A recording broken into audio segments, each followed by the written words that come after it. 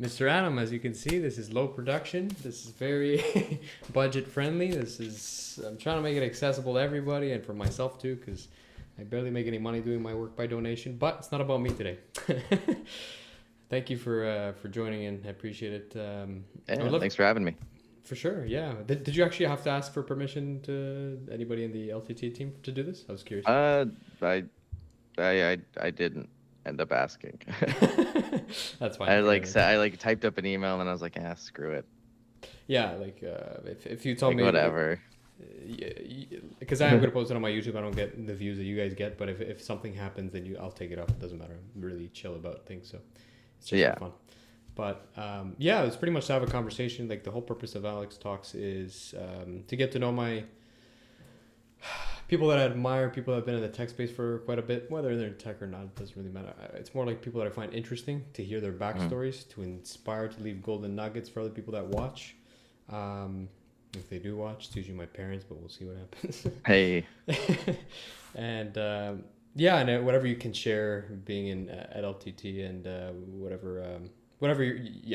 No, like you didn't make me sign an NDA, so whatever. It's open to the public. Yeah. What's it like working there? How fun it is? What's fame like for you? Because I did meet you at LTX with my girlfriend at one point, and that was pretty cool. I was excited to do that, but we can start first of all, like where you're from, your background, and we can go from there.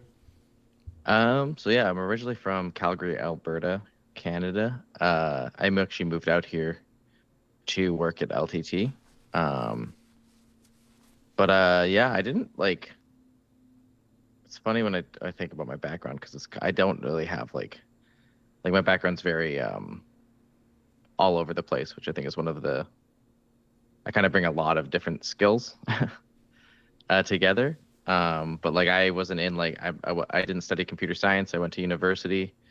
I studied neuroscience in university, which was really cool. Absolutely loved it. I love the field. I love science and stuff. But my plan was to go into academia, and then when I got a taste of what that world was like, I really just did not want to do it. It's a lot of hard work. Mm-hmm. A lot of grueling work and not a ton of reward, and the whole like publishing system is very, very messed up in academia, where it's like the journals have all the power, and then like you have to like pay journals to get published. They don't pay you for your work. You pay to get your work published in a journal, and then journals are heavily biased towards like new novel results, which like means that like it's a whole thing. Basically, you have to spend a lot of time justifying your existence, and you have to like get published, and the way that the publishing system doesn't incentivize good science. Got it. And then on top of the fact that it was just like grueling, boring work, I'd have to go like for more and more years of schooling, because I got pretty tired of school after 5 years of it. I went straight from high school to university, and then after that I was like, nah, I'm done with this. So to break it down a little bit more, were you a genius kid in school? How was your grades? Did it matter to you? Ambivalent about it? Was I genius? I don't know. I was like definitely like above average. But it was one of those things where like I found school to be very easy. But I was also a class clown. So like I always loved the kind of attention, and I loved to like, make jokes and stuff like that. But I ended up getting away with a lot more of it because I was a pretty earnest student. Because I did try and I did care, and I took like AP English and AP Math and stuff like in high school and stuff. And like my biggest issue was that I guess I was smart enough for long enough that like I could kind of get by without having to like work hard.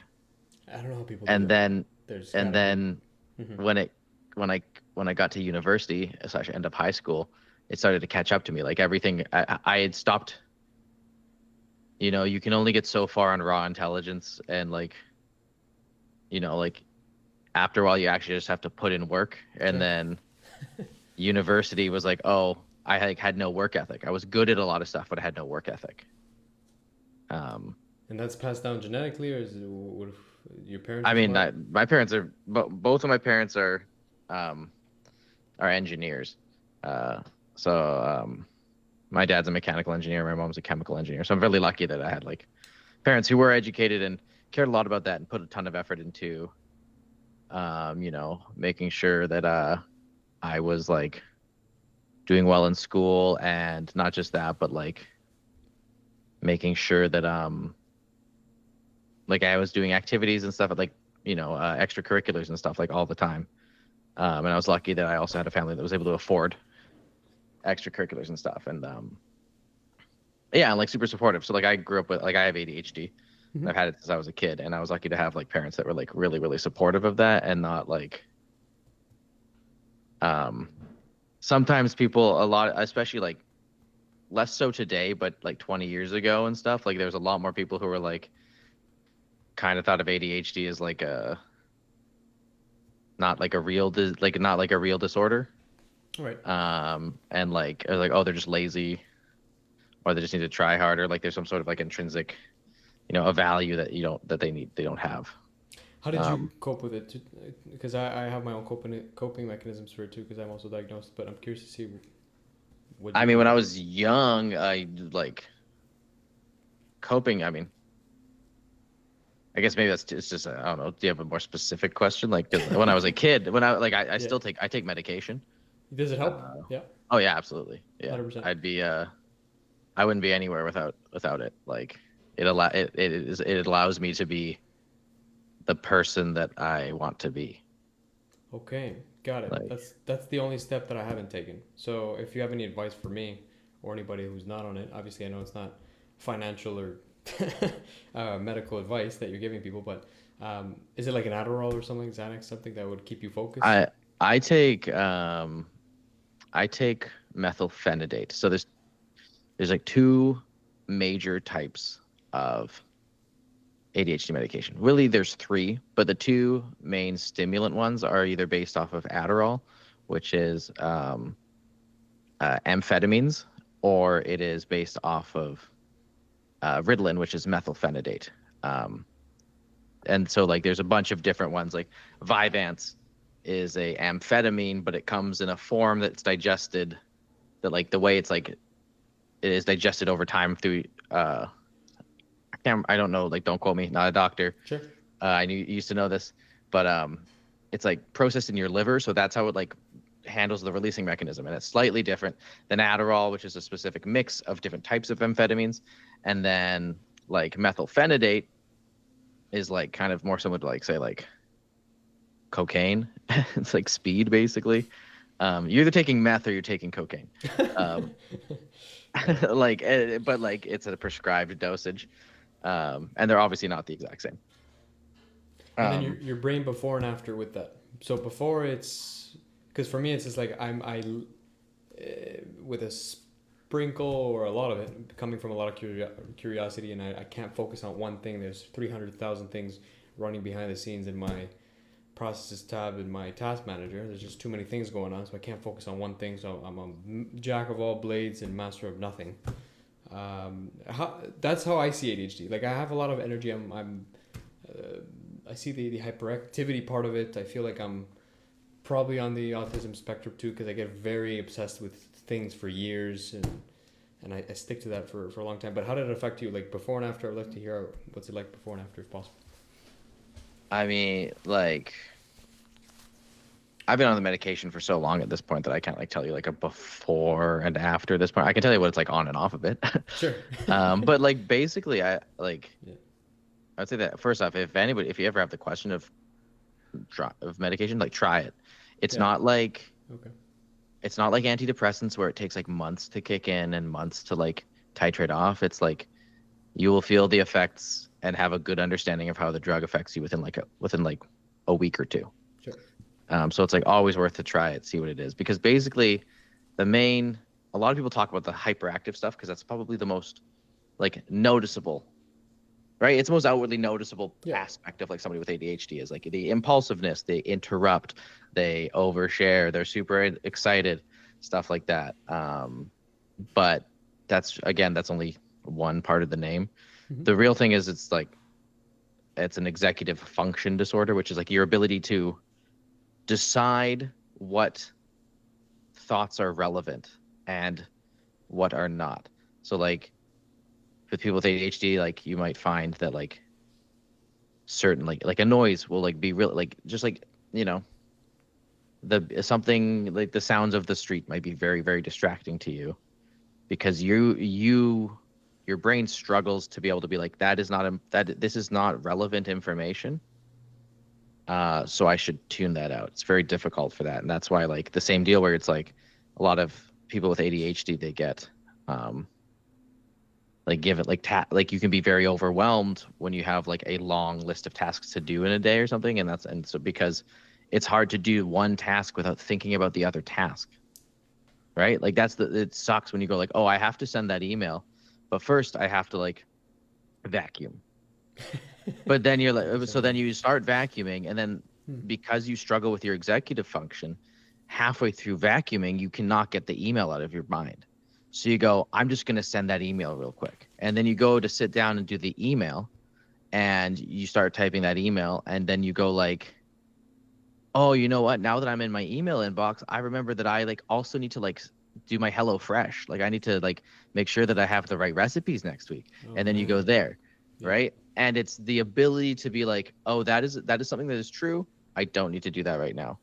Or I don't need to give attention to that. It can be something as small as like the way your shirt feels on your skin, or something big like a conversation that's happening in front of your face. And it's mostly just the ability to like control yourself, like to be like, I need this is not important. I need to focus on this. But I hesitate with my explanation a little bit because I don't want it to sound like it's a willpower thing. Because usually there's a lot of the will is there. Sure. It's the ability to act upon it, right?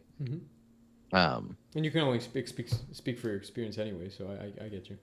Yeah. And then once you take that pill, you go ultra focus mode. You just block out all the other noise, or how does that work? Not really. It basically like just kind of it brings me to like a normal level. Like Whatever normal is. basically, like one way, yeah, it's fair enough. Like whatever normal is. Like one way to think about the stimulants is that it's like if you have ADHD, there's like it's like noise canceling headphones, right? Like so if you don't have the noise canceling, you can hear all of these other sounds. And what those meds are is that they're an introduction of a stimulus, right? Like noise canceling works by using sound waves. It's actually producing noise, and that is supposed to be that destructively interferes with the noise that's being heard by the microphones on your like AirPods. That's kind of in a sense what it's doing is that it's bringing like this baseline level of noise that's making, and it brings you up. So then the things get quieter. You can focus a little bit more. It's not like a hyper focus drug. It's like it does not make that happen. Oh, okay. You still have to like do a lot of the work yourself. But what it does is that it enables you to. It just, it's that little boost of extra like baseline stimulation that you need to make tasks that might seem boring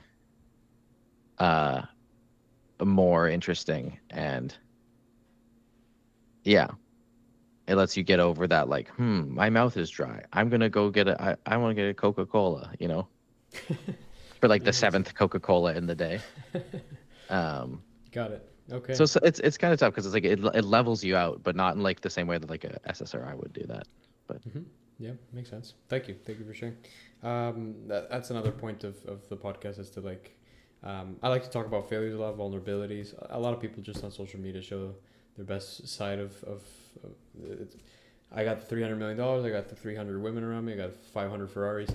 Nobody really talks about the failures and the vulnerabilities. I haven't found many podcasts in that regard, and I want to be like not a pioneer at that, but I really want to emphasize in that when it comes to where you're at now, because going from trying to become Doctor Strange and neuroscience type of thing, right? I think that was sort of your goal. If you're a Marvel. I mean, like, yeah, my goal, my intent was I want to be a scientist. Okay. Was I want to create new knowledge. Cool. What made you shift over then? And where were the It failures? fucking sucked, man. That's it. It's so boring doing that. Okay. And it was like, what was I gonna do? I was gonna spend so much time so that like they could be, like the knowledge that I would have created would be like, oh, neuron 83C in the lower limbic region releases glutamate at a higher rate than 84C, and that may make the possible possible target for pathways for drugs to access via the blood-brain barrier. Just like oh, okay, so like, and then like 14 guys who are also who will be like, this is really interesting. And like yes, and I don't want to. I know you're not discrediting. I'm not belittling scientists. All of this is so important, and but it's just like the amount of, you have to really be dedicated to the science. It is like, if you want to be like a full-time scientist, you are kind of like the same kind of person who wants to be like a full-time like artist, where it's like you are not. It is more. You can't expect it like. It's not freaking fulfilling. Like, it's not fulfilling all the time. Like, when it's your job, it is your freaking job, and you have to be built in a certain way to be able to do that. Like, the same thing if you want to be like a full-time musician. You have to be built a certain way. It's like not for everybody. But so the major factor why you quit, you're like, I'm bored. That's it. It's mainly because of that. But do you think that's intertwined to ADHD in a way? No, because it was more of like a systemic thing. It was like a large scale life thing where I just like realized that I didn't want to be in the academic sphere. I wanted to be somewhere that like was more fun, more rewarding, felt more daily monotony, just a little bit more. Yeah, you need a lot of stimulus, or no? Yeah, I mean, like maybe, but I think a part of it was that I think a lot of what put me into neuroscience. So I did neuroscience because what I realized during my neuroscience degree was that I really wanted to just do psychology because I just really like people. Because that was all my favorite stuff. But I think I went into neuroscience because psychology, I was like, oh, that's baby stuff, right? Like everyone does a psych degree. Like, come on, let's get some like. Let's do something to put some hair on your chest, drink black coffee, eat raw meat, and study neuroscience. I got roasted, brother, because that's my major, but that's okay. Dude, no, but like that's the thing is that I realized that I'm the idiot, right? Like I'm the person who wasn't honest with who I was like, felt like, oh, there was something like bad about being in a degree that's more popular. Sure. And like, there got to be a significance factor there too. But I also did really like the science stuff, but I hated all the chemistry, but I loved the bio. You can do a lot of the bio with the psych stuff. But like, sure. So like, but even then I don't think I would have wanted to do academia. And the other issue with neuroscience was that it's the kind of degree that you get when you're going to get a second degree. Sure. Right? Like you either get your neuroscience degree and then you go for your master's, or you get a second degree in something else. I loved the science part of it, but I think that part of it was just there's an insecurity that like psychology was like not impressive enough, right? Because I also like part of it was that I did grow up thinking like I'm a smart kid. I've been told I've been smart my whole life, so to not set myself up to be exceptional in some way was almost like an attack in my identity, which is like a stupid way to think about it. Two, a good way to set yourself up to fail. And your expectations being so high, but also your parents have high expectations with you too? I mean, yes, but also like I don't think that they were like, I don't know. My parents are pretty chill. Like I don't feel like they were ever like really, really enforcing me to like succeed or like ever shaming me for doing poorly. Mm-hmm. They were always very like involved, and like if my grades were like slipping, they would like express concern, but they were never like, you got to do this, blah blah blah blah. Like they were pretty. I was very lucky to have quite supportive parents. Good. In pretty much every facet. Any failures, any vulnerable moments there that you're like, fuck, I learned so much from this, more than I learned from school, that you can think of? And then I want to hear about your transition to tech, because I mean, my life is just like I think that it's tough to say. Any major failures? I don't know. I failed classes in university. That was kind of where I learned my work ethic. Mm-hmm. You kind of crap. I have to start taking this seriously. I didn't even get into the university I wanted to get into. You did. I did not. Oh, you didn't. Okay, got it. I got into my third choice. Still pretty good. Top three. So first choice was, uh, well, okay. It sounds. I mean, some people say like for, unlike in the States, I don't know where most of your audience is, but unlike in the States or a lot of places in the world, in Canada, university is very easy to, is not that hard to get into. Like It's right here. Mm-hmm. it's very common. It's like very common for almost everybody to go to university. And usually in Canada, it's not so competitive and there's not so many universities that you're applying to like 7 or 8 of them. Like I applied to 3 because I was like, I'm gonna get into one of these for sure. 33.3%. I applied for the honors neuroscience program at UBC. Nice. Then I applied for the honors neuroscience program at, and then I applied with my second choice being business at UBC. Then I applied for neuroscience in Calgary, and I applied for neuroscience in Lethbridge. I didn't get neuroscience at UBC. I got into business, and I just put business there because I was like I didn't really know what else like to put, so I didn't go to UBC. Before Calgary got back, Calgary accepted me for my second choice, which was also business. But before they got back to me, I had already, so I actually technically got into the honors program at the UFC. But by time they sent me the acceptance letter, I had already booked all like of my residence, like got into like student housing and stuff. I had already booked all my student housing stuff, put all the deposits down at Lethbridge. So I ended up having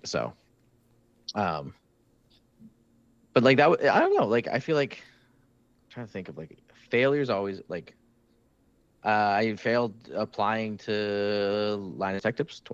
Applied the first time. Oh, okay, no way. It wasn't until the second time I applied that I got in, and even the second time I applied, I wasn't like they didn't choose me for 6 months. Like I got. Or sorry to interrupt you. Love to hear the transition of how you went from so your neuroscience. You're like, no, I'm bored. Let's switch over to. How did you get into tech then? Where did that come from? My dad mostly. He was always into like computers and stuff, so we always had computers around the house.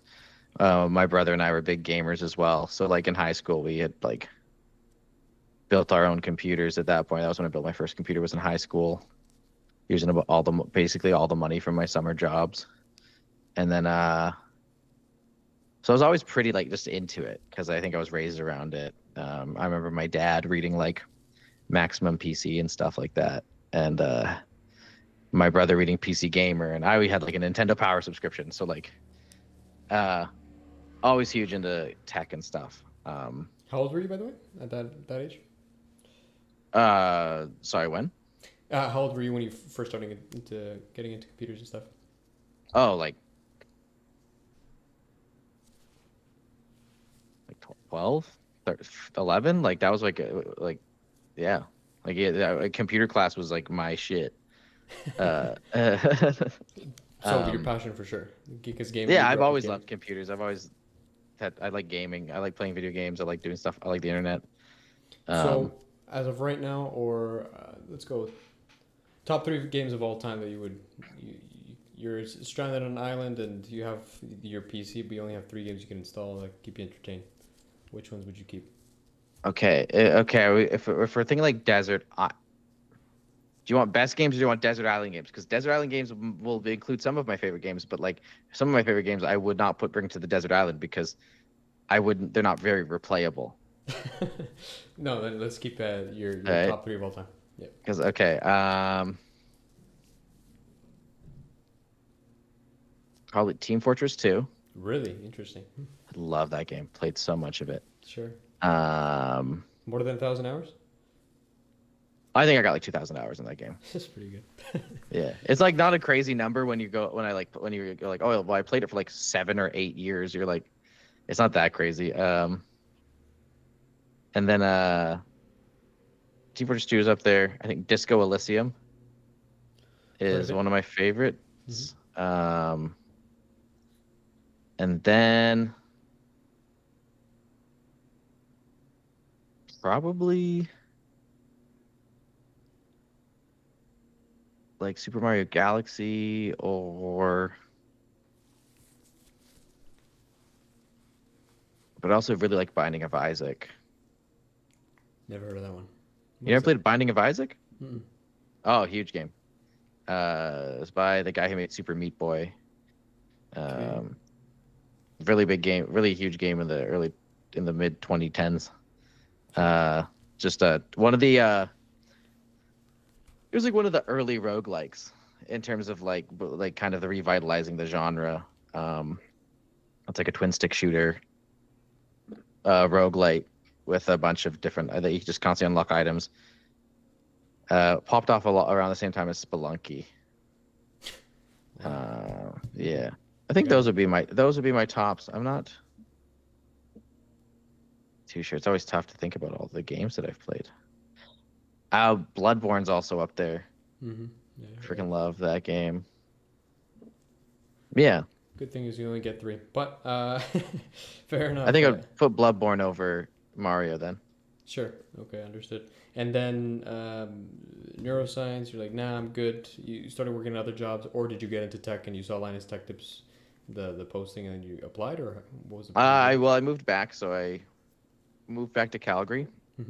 Started living with my partner Shay, and at that point, I was just kind of doing. I was just doing jobs that paid money, was the genre of jobs I was getting. Sure. Because it was like right out of university, just get something. I worked at an escape room as a host / actor at an escape room. Then did that did some volunteer coordinating for the Youth Singers of Calgary. Then I got a job as a retail sales representative for business-to-business sales for the JM Smucker Corporation, which they sell like jam, like Smuckers. Sure. Yeah. I got nothing. I'm not that knowledgeable with shit. I'm from Columbia, man, so I'm still trying to figure out how Vancouver works. So that was what I was doing. And then I was doing a lot of I do improv, like comedy and stuff. So I was doing a lot of that at the time. Not getting money for it, but I was just doing a lot of it. Surviving. Sure. And on the side, like during my free time, I was just kind of writing stuff, writing articles for a blog. Basically, I was kind of like, oh, this is something I might want to pivot into. It was like writing. Like I've always been very good at it. So I started writing a blog, and then Linus Tech Tips. I was a huge fan of Linus Tech Tips for a long time. And then they had a job posting go up. Can't remember when the first one went up. Maybe that was 2019. Okay, so pre-COVID. Got it. So he's already been quite established then. And he had his beard. Yeah. This was it would have been around 2019, I think. Okay. And then I applied. I got an interview. With? Back then Linus was still handling all the hiring. That's cool. Were you, do you get the... I do, because I'm still trying to understand myself, but that celebrity thing, holy shit, this is the guy, he's interviewing me, or no fear? Oh, during that interview, yeah. Yeah. I was a little bit, I was very nervous. It didn't help that, here's a good failure. This is a good story about failure. So I had scheduled the time for the interview, and all the interviews were happening in the evening because they had to work during the day. And I had prepped for the interview, was doing stuff, and then I got called into the escape room because everyone else was sick. Everyone was sick. and I wasn't planning on working, but I said, you know what, I'll come in, but I do need to be able to take like half an hour to 45 minutes like off for a job interview. And they were like, okay, yeah. And it was a Tuesday night, and Tuesday nights are usually we're just super, super slow. So I wasn't too worried. But then like within like 15 minutes before the interview, like had to happen, like 4 different groups walk in all at the same time, all wanting to play rooms. And so we had like scrambling to get all these rooms ready and like just totally frazzled, like nervous about this like interview that's coming up. And like I get the call and like pick up the phone, like I have to like rush out and pick up the phone. I'm like exasperated, stressed, like at the start of the interview, and it hadn't even happened yet. And I remember picking up the phone lines. I was like, "You're breathing heavy. Did you like run up the stairs or something?" I was like, "Yeah, it's I was like, I had to I got called into work unexpectedly, and stuff is very stressful, but they said that I told them, I was like, but you have my time." I was like, I'm dedicated to this right now. Yeah. And he's like, "Oh, okay." And so like we did the interview, and he asked some questions. Like one of the questions was like, "Oh, like if I got hit by a bus, what kind of and the LTD had to keep going on. What kind of content, like what are the 5 types of content that you would like try and maintain as like to like keep the channel going, that you think would be the most important stuff?" And I remember I gave a decent answer. And then at one point during the interview, he like asked he's like, "So like I noticed that like you went to school for neuroscience, but you haven't really done anything with that since you left school." And I just went, "Yeah." What do you That say was my to whole reply. That was my whole reply. It wasn't this whole story that I gave you where I was like, well, I studied it. I absolutely adored it. Realized that academia wasn't right for me. So now I'm like using this time to just work odd jobs while I'm honing my skills and stuff like that. That's like the real answer. But I was so flustered and exhausted, and I like just didn't really know what. Like he just said that, and I was like, "Yeah, that's true. That is a thing. That is." And Well, thanks so for your basically, time. I kiboshed the interview, Mm-hmm. and I didn't get a call back. But part of the application process was sending in like a sample script, like for an LTT video. And I kind of wrote like basically a tech quickie, and it was about brain to computer interfaces. So because I was like, let's do something that's in my wheelhouse, show my knowledge, stuff like that. Sure. And then 6 months later, they messaged me and they're like, "Oh, can we buy your script from you?" So they bought my script. So I have like a writing credit from like 2 years before I actually started working at LMG. I don't know what that means. One more time. Writing credit means? I have like a video with my name on it on TechWiki.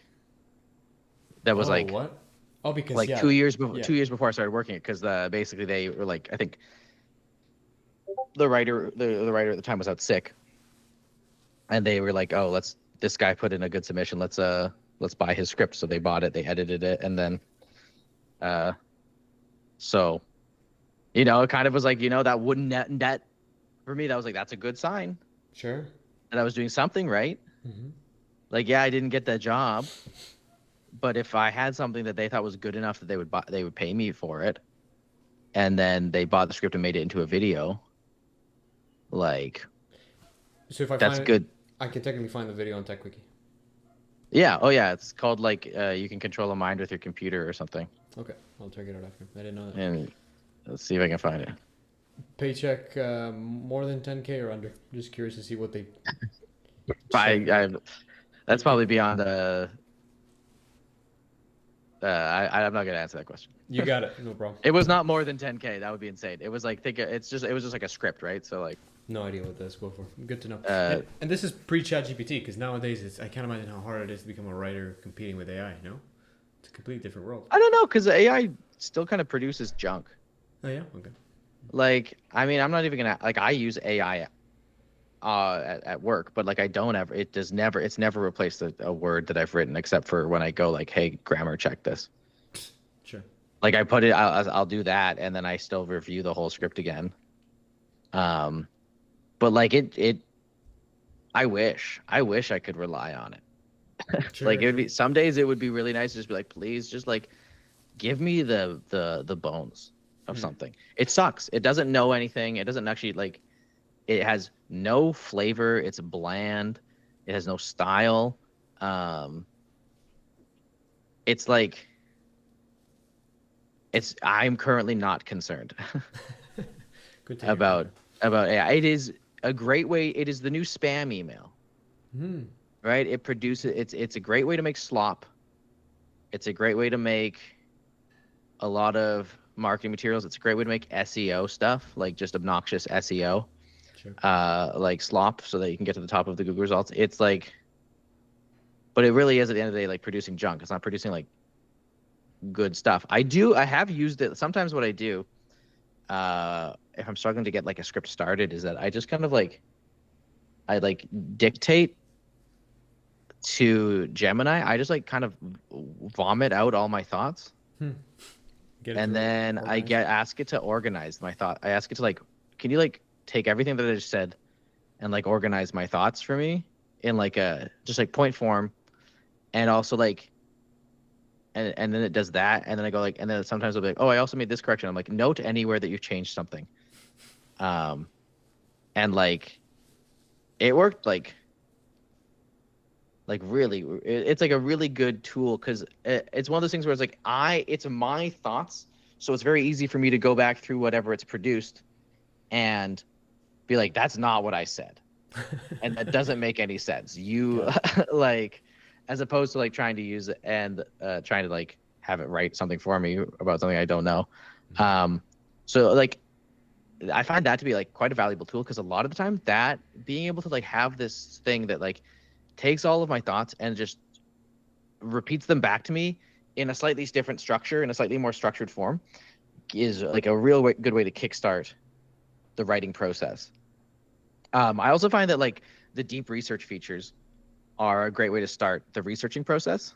Um, like you just ask a question. You put like a paragraph long question in it with a series of stuff. It goes and it finds a lot of sources. It starts. The issue is that like you can't really trust it. It just like they don't really. They I'm not always there yet. struggle with things. They struggle with things like double negatives. They struggle. They'll miss the point, but they will find you like sources and places to start and give you a good overview. If you need like a really broad overview of like a topic, it's like good for that, and it can be just a good jumping off point. So like it's a tool, and I think that like if you're currently um writing like working as a writer, especially doing or writing, or especially like researching or edutainment type writing, you are putting yourself at a disadvantage by not taking advantage of the tools. But it is a tool. It is not a writer. Got it. Um, but yeah, it is like it's made it hard. It's made the space more crowded because there's a lot less there's a fewer jobs because when you're the like garbage recipe AI site, like you just need like AI to write like 700 paragraph, like 7,000 words so that you can get maximum SEO before your recipe that you just stole from some other website, right? That's taking jobs away from people who were doing that. Um, Pros and cons to everything. What happened after? So they bought your script and then they were like, hey, can we do a second interview with you, or how did you get hired? no, um, they bought my script, they made a video out of it, and then life went on. I started working full time at doing the sales job. COVID happened. Then they put out another call for writers on the WAN show, and I was like, you know what? They bought my script last time. That sounds like I should probably just give it another shot. I Sure. had gotten a little bit older, learned a little bit more, gotten better at writing. Um, so I did that. I interviewed. They called me as I applied. Mm-hmm. Didn't hear back for 7 months. Holy shit! I wonder why it takes so Um, long. well, I'm pretty sure there was a round of hiring, and then I was another hire after. Wow. And so I was like the next round of hiring. But instead of like putting another call out, they just sort of kind of like going through choices, the people that they had that were like maybe not the top picks, but high on the list. So I got like an email like 6 months later being like, "Hey, are you still interested?" And I was like, "Yes." Scheduled the interview. I did an interview with James. I'd like a get to know you interview, and then I did an interview with James and Linus. That was more technical and specific. And yeah, I did the interview. Got the job. Moved from Calgary to Vancouver for the job, Mm-hmm. and now I work there. And it's been 4 or 5 years in total? It'll be 4 years in November Okay. that I've been there, which is crazy to think that it's been 4 years. 2021. And your best buddies like the Bellavans, and I think you mentioned somebody else. You met them there, or did you meet them separately? I met like a lot of a lot of the people I know here I met through work. I see. I didn't really know any. I knew like maybe 2 people here. I went to university with a couple of folks who moved out here in like 2018, 2019. Mm-hmm. Couple of really close friends. So that helped with the move and the transition. But then I just like through LMG and like hanging out with folks and I do a lot of improv still. Met a lot of people through that. So that's kind of been how I've been making friends and stuff. How far are you from the office, roughly? Well, the office is in Langley. Yeah. And I'm in I'm in like Burquil, like Burnaby area. Oh, that's where you were. Okay, I didn't know you were actually gonna give locations because I'm in East Vancouver, so my house is. Public. Yeah, I mean, like I don't know. The Burnaby's also very big. Yeah, you're right. Okay, I thought you were a little bit farther because I was talking to another colleague of yours and all the way in North Vancouver. What a trajectory to go there and back all the time. That's brutal. Yeah, I wouldn't want to do that. We split the difference because we need some. My partner, we only have one car, and my partner needs to get to her job. So. Yeah. So I guess for people that don't know, Shay was in the second AMD upgrade. Yes. And also in Secret Shopper. Like a while back. Yeah. That's the one. Super interesting. Fantastic. How satisfied, fulfilled are you with your life now that you took this trajectory? 10 being 10 out of 10, happy, 1 being depressed. Where do you think you're at?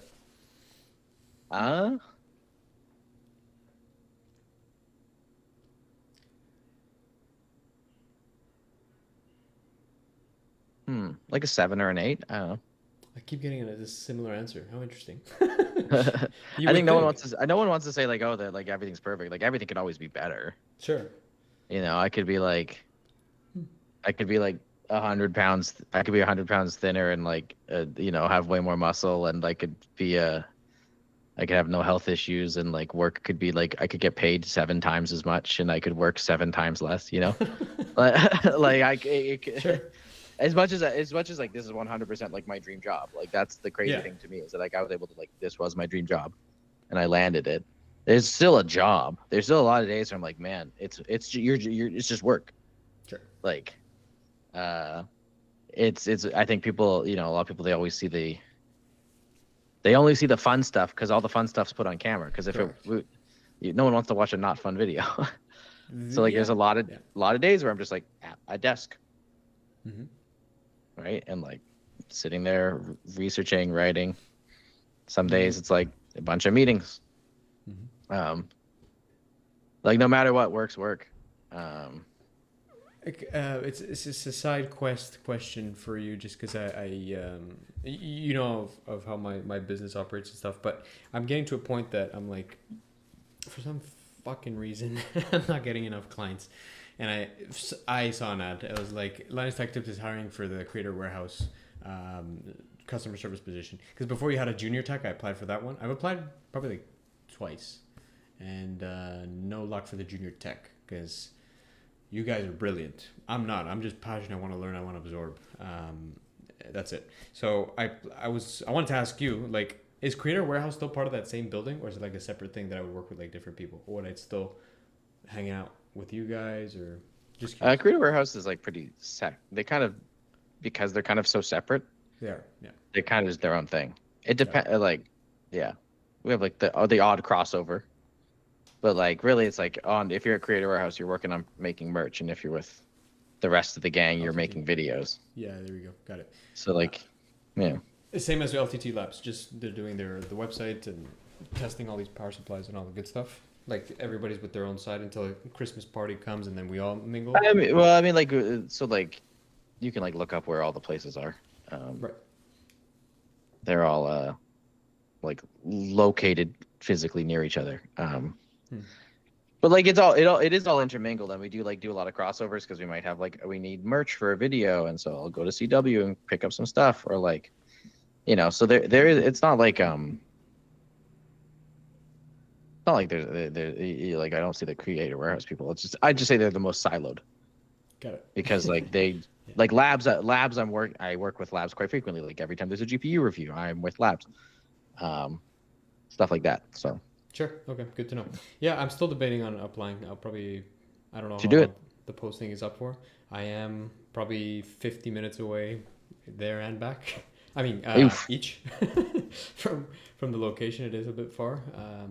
But at this point, I feel like I know you, I know Plouf, I know Emily, I know a couple people. I'm like, maybe that might help. I know Sean because I was talking to him about what's it like, sponsorships and stuff. And I just read that Dennis is leaving. Like what?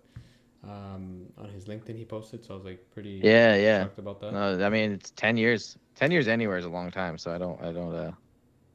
Funny guy. I'm happy for Dennis. I'm glad that he's excited for whatever he does next. Sure. He's great. He's great. Sad to see him go.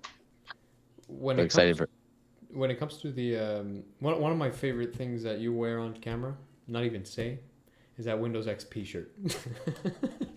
Which beige, one? It's a Windows XP shirt that's like beige, tan color, either Windows Vista or XP, one of the others, but Windows 2000.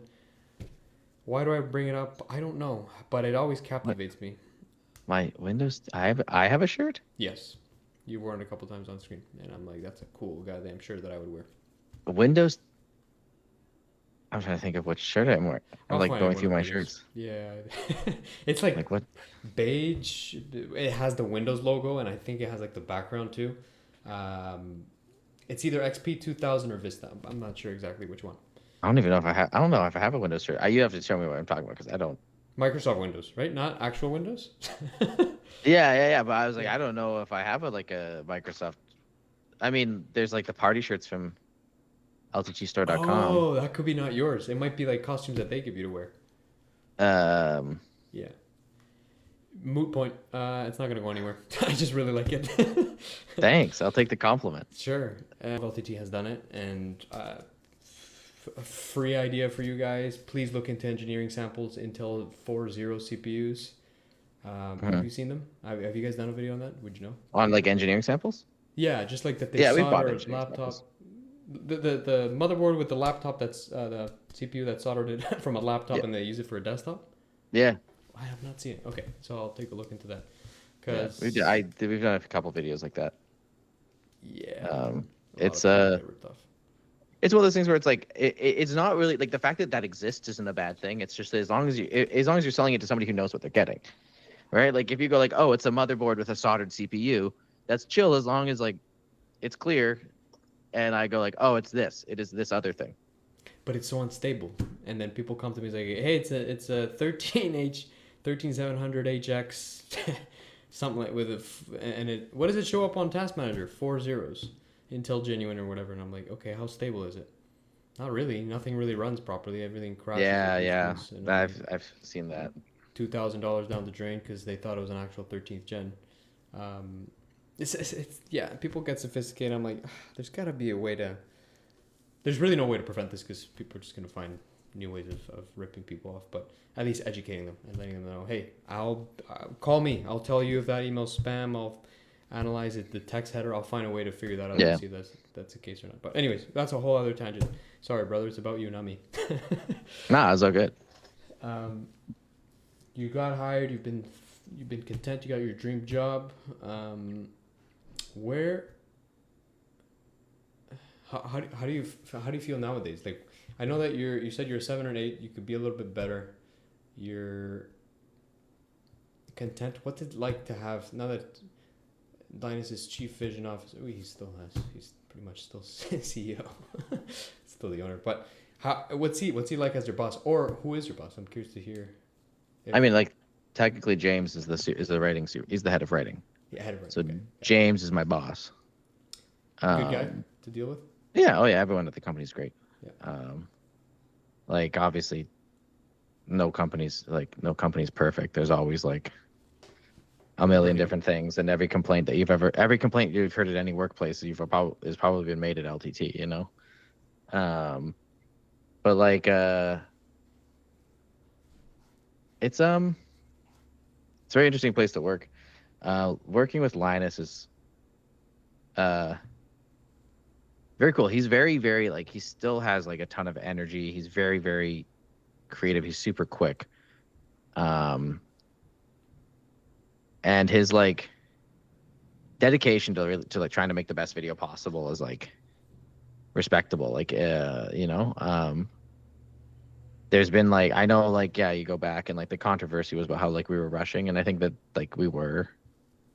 There was this like kind of quota that, but now that we've kind of backed off and tried to focus on maintaining a quality level rather than a quantity level, I think it's been really beneficial. And like we've been making some of the best videos yet. We've been around long enough that people can say like, oh, this like they're not like they used to be, right? Like our audience can outgrow us at this point. Like they can, you might watch like how many people watched every seasons of The Simpsons?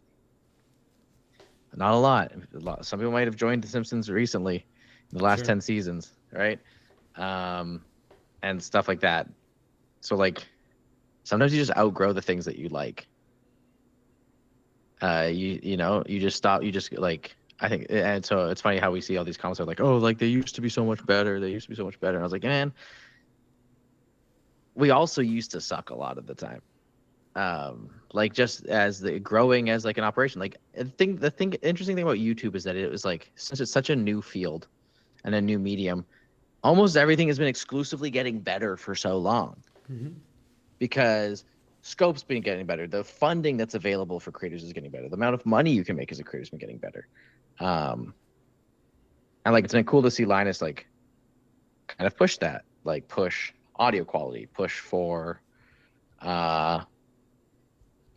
audio quality, push for like higher production qualities, pushing for better, like more engaging video presentation, stuff like that. And is like, I'd say like his drive to like never really settle for anything is like to always be changing is as much as it's frustrating sometimes because we're always changing. It's also like it keeps things interesting. Sure. You don't get bored. There's no boring days there. There's some boring days. Don't. Oh, really? As I said, it's still a job. Sure. And some days are boring. Some days it's like, well, I gotta organize. I gotta schedule my calendar. Sure. I gotta respond to emails. Like it's still a freaking job. But I'd say that the proportion of fun days is pretty high. Yeah, it looks like it. Yeah.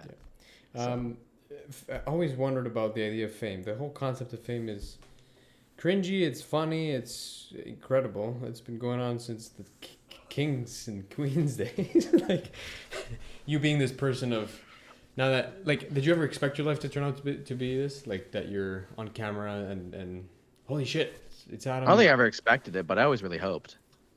Did you actually really? Oh yeah, I've been a performer like since I was very young. I've been in bands. I used to be in a choir, done improv for like 15 years now. It's a long time, yeah. Like I love the stage. I love attention. But I don't know if I ever expected that that's exactly what I'd be doing. Yeah, no, it's cool. I love the opportunities to be on camera. I love sharing and teaching people and trying to making people laugh and stuff like that. I've always just been like an entertainer at heart. Like there's no fear with almost. I know it's not 15 million people that are actually watching, but there's fear there. Yeah, you do. Yeah, there's fear for sure. Well, And like sometimes they like it still sucks to get a video that's poorly received and to get a bunch of negative comments. It happens. Still sucks. where does your mind go? You know what? Like these days, it's a little bit better. Uh, And so in the but beginning, it would hit it's you hard. Interesting. Sorry. oh, dude, it was gnarly. Absolutely, having a poorly received video, it's like it's crazy because it's like thousands of people talking shit about you. Like it sucks. Can't imagine.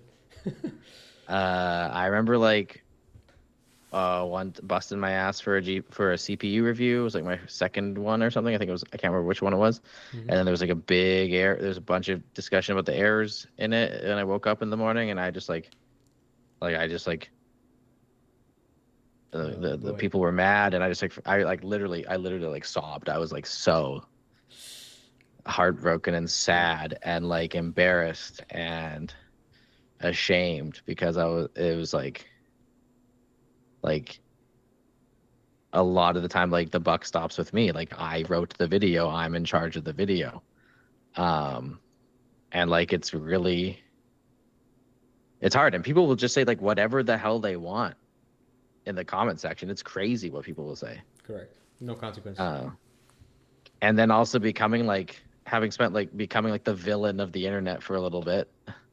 Like at LTT, just like becoming the bad guys a couple of times in the past few years. It's been crazy. Like it still kind of sucks to like be going somewhere and reading like a crappy comment. Like we'll just catch heat from out of nowhere. People will just be like, I did the Linus Tech Tips screwdriver, and then everyone's like, you mean the Linus Tech Tips that did this? And I'm like, oh my god. Damn. Oh, I see. Like, Instead of seeing the positive to it. It's so frustrating. Where it bleeds, it leads, my friend. But it's always it's due to, I don't know if it's culture, if it's upbringing, if people's lives suck, so they just gotta go ahead and post whatever the fuck they want. Like, what do you think it comes from? Why do they care so much? Is my question. Instead of how much God. I don't know, because like I never fucking comment on videos. Me neither. If it's a bad video, I'm like, I guess I won't watch that. Or That's I go right. like, I might say to the person who's beside me, I'll be like, that's a bad video. And you're done. You know? And like the only time I comment on videos is if I have like something to contribute. And that's almost never, because like by the time I get to a video, usually there's 7 million comments and like who cares? That's right. Like I truly struggle to understand people's desire to yell negativity into the void. You get it. I don't know. I Oh, don't you get don't. it. You Like, get I what don't I'm get why people do that. I mean, I had a Twitter account that had like no followers that I tweeted on all the time, but I usually was just trying to make jokes or like stuff like, but like to just be like, I'm gonna call this person fat.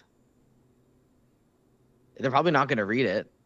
I was like, why? Like, I truly struggle to understand why people. It's all internal game, and it's interesting because you did study your neuroscience, and I don't know how much psychology you did get into it, but that's how I would have seen it. I like to follow Joe Rogan's advice and just don't read anything. Fuck it. I don't read anything on the media. I don't know. They take your sound bites, they use it against you, and you're fucked. I mean, I don't know if I would take that advice. Sure. I think reading's you should know what people are saying about you. Okay. And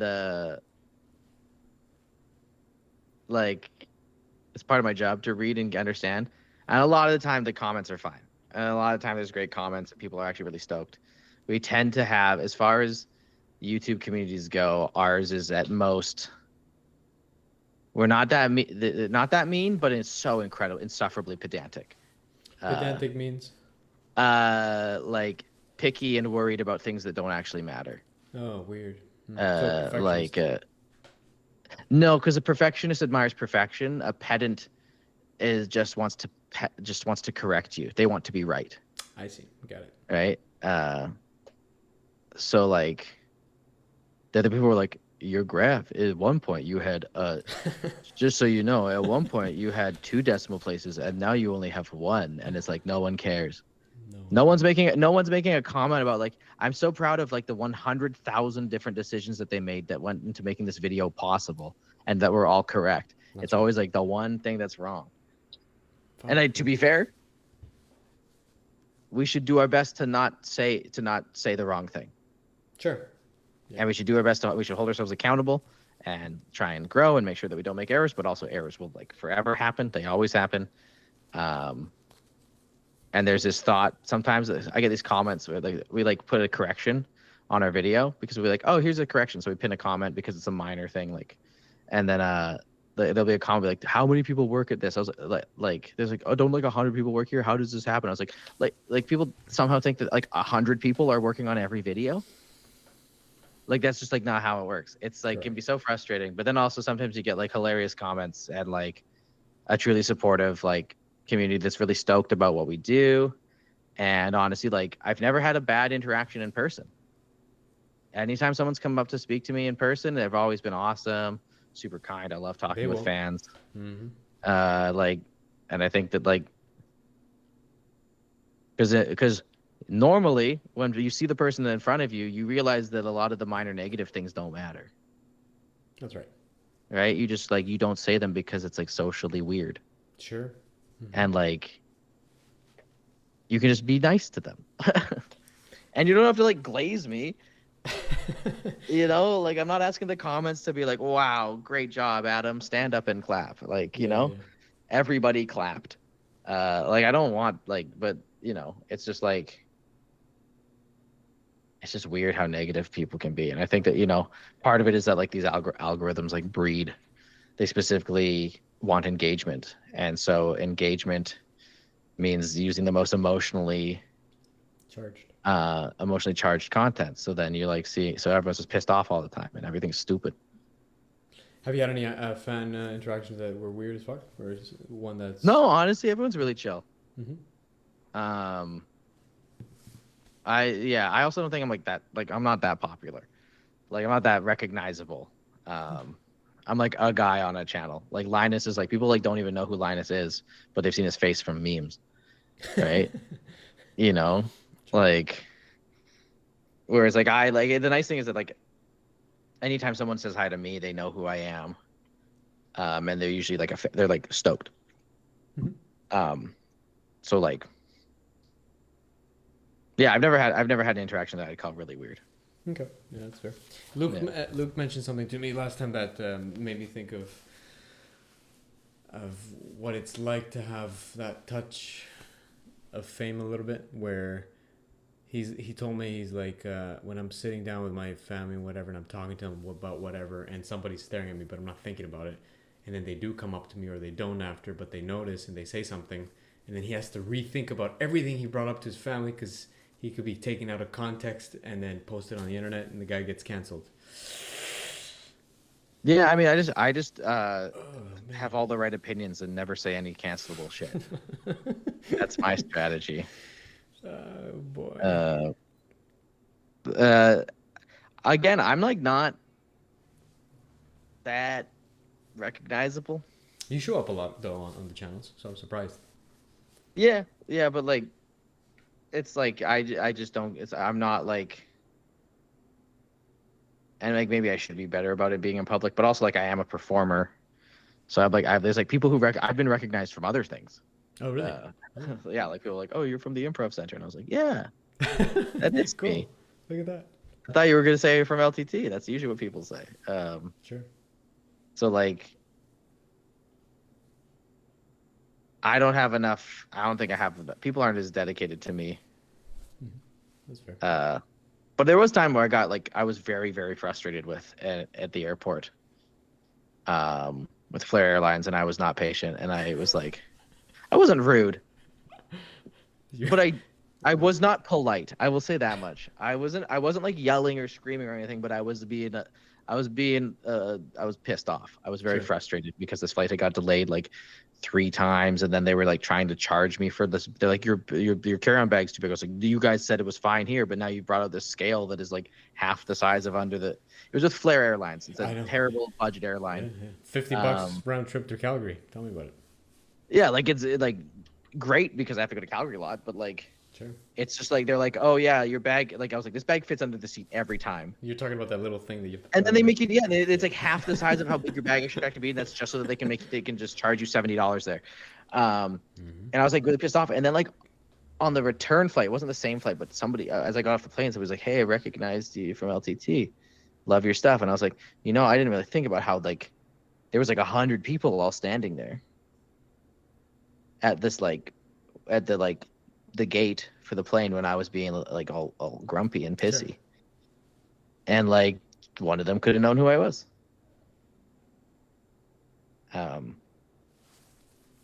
So like it is something, but it's not, again, like the fact that I think it's because I probably underestimate how often I get recognized because people don't come up to me that much. Mm-hmm. Because, it might be the situation where it's like, if they see me, mm-hmm. they might be like, they might say like the person there, that guy's from LTT. But if they saw Linus, they would be like, I gotta go get a picture. Correct. Right? Mm-hmm. There might be like a magnitude or something. Unbelievable. LTX for you was your thoughts?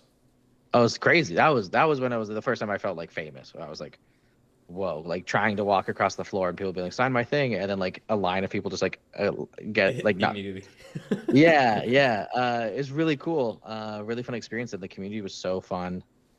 It's really great. I was sad that we've only done the one. I'm hoping that we can bring it back and do another one. We'll see if I edit this part out or not. No, it's because when I met Linus the first time, holy shit, you're the guy. You really changed my life, man. Thank you. And he's like, no problem, man. And I'm like, any advice? Because this is what I do with Tech and Talks. Oh, cool. Any advice for me? Get yourself a solid fucking team. People that are on the same boat as you, that you're wanting to strive for the same same thing, your mission, your purpose, whatever it is. Got it. And then I told him about LTX. What are your thoughts on bringing that one back? Or he's like, we did like a poll and like 25% of the company said yes. 75% of people said no. It was a massive headache for Colton.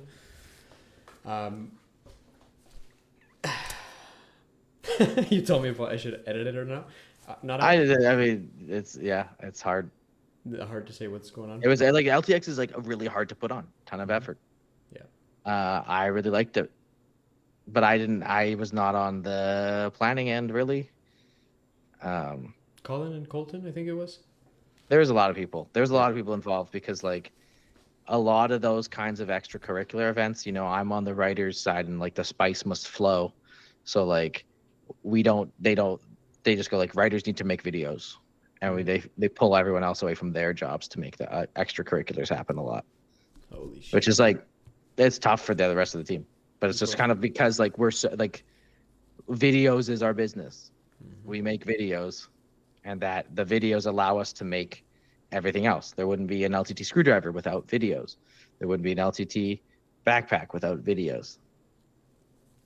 Right? So they try to keep us make it. So like with like LTX, like a lot of the writers didn't spend that much time prepping it because our job was to just make sure that there's videos. Because when we go to LTX, still has to be videos. That's crazy. Oh yeah, he was filming live and float plane exclusives and stuff like that. We filmed videos at LTX. Like that's so taxing. Jesus, it never ends. Honestly, it is a treadmill. It's like week after week, you're just like, okay, you finish a project. I'm like, wow, that was a great video. Next. Oh, next week I have to do another video? Okay. Yeah, that's why you go back to, it's still a job, but it's really fulfilling, right?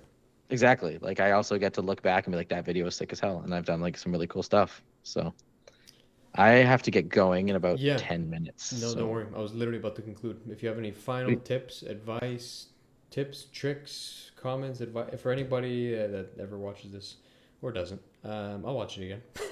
Show it to my kids. Tips, tricks. Don't worry if you're qualified. Just apply. Yeah, really? Like just do it. Fuck, the qualifications are stupid. Qualifications are there to scare you off from applying. Yeah, until they they ask you questions and then you're out of it. You got nothing. Yeah, but then you got to the point where they asked you questions, which means you had something. right? If they saw your resume, saw that you didn't have qualifications, and then you get an interview, it doesn't matter. Like, cool.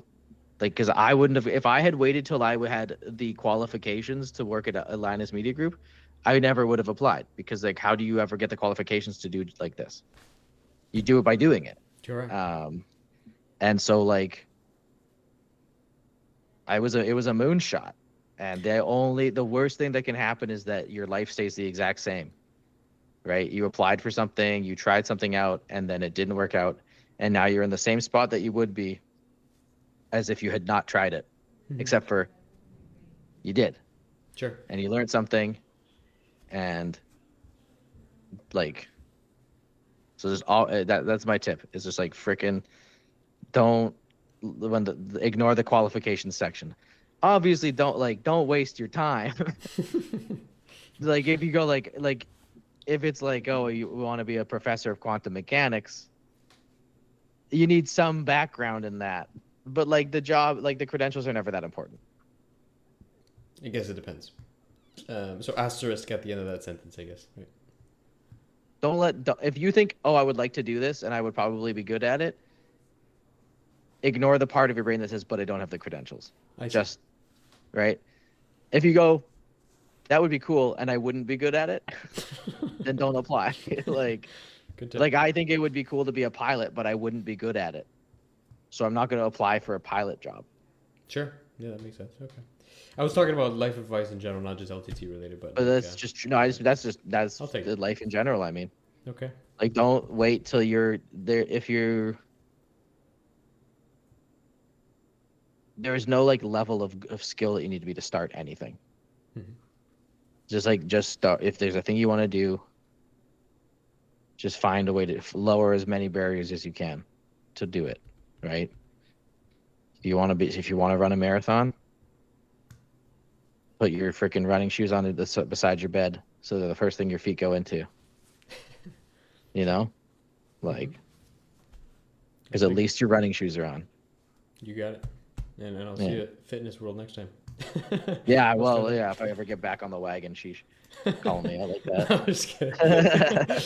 Thank you for your time, brother. I appreciate it. And it was a pleasure, man. Time. Yeah, and I'll see you. I'll probably start working there in August if I do get the job. I will apply because do it. I think it'd be fun. Do it. It's a cool place to work. Thank you, my friend. Appreciate your time. Yeah. Yeah, you too, man.